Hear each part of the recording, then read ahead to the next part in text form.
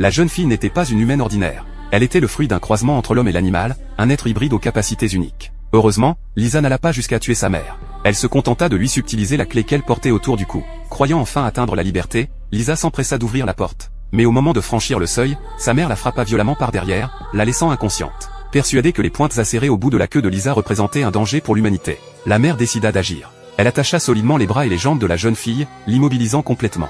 Puis elle s'approcha avec un petit chariot, découpa ses vêtements avec des ciseaux, lui injecta un produit inconnu, et finit par trancher brutalement l'extrémité de sa queue pour en retirer l'aiguillon. C'est à ce moment-là que Jacques rentra à la maison. En découvrant la scène, il fut bouleversé par la brutalité de sa femme. Pris de compassion pour Lisa, il se précipita pour la libérer. Mais aussitôt déliée, Lisa se jeta sur lui, et l'embrassa à pleine bouche. Surpris et horrifié, Jacques la repoussa immédiatement, lui expliquant que ce qu'elle venait de faire était mal.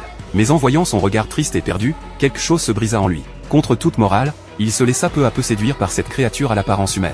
Il céda à ses pulsions, sans savoir qu'au même moment, Anna les observait depuis la porte. Choquée, elle quitta les lieux en furie. Jacques tenta de la rattraper pour s'expliquer. Mais Anna, blessée et dégoûtée, refusa de l'écouter. Après une journée entière à ruminer, Anna finit par tout remettre sur le dos de Lisa. Si cette chose n'avait jamais existé, rien de tout cela ne serait arrivé. Elle convainquit alors Jacques, ce soir, ils élimineraient Lisa une bonne fois pour toutes. Mais lorsqu'ils revinrent à la cabane, un étrange silence les accueillit. Lisa était morte. Sans comprendre ce qui s'était passé, le couple décida de l'enterrer lui-même.